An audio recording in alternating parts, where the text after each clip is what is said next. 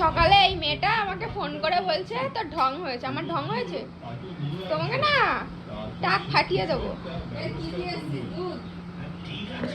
আমি ঘুমাচ্ছিলাম, আমি ফোন করে বলছি আমি দাঁতটা মেজে আসছি, আর ও কানে শুনতে পাইনি। আমি বলিনি তোকে দাঁত মেজে আসছি?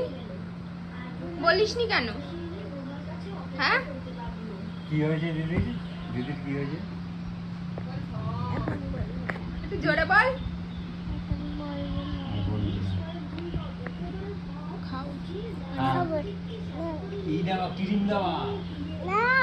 খাও শোনা, শোনা তা কি হয়েছে? ওষুধ খেয়েছো শোনা, খাও শোনা, শোনা।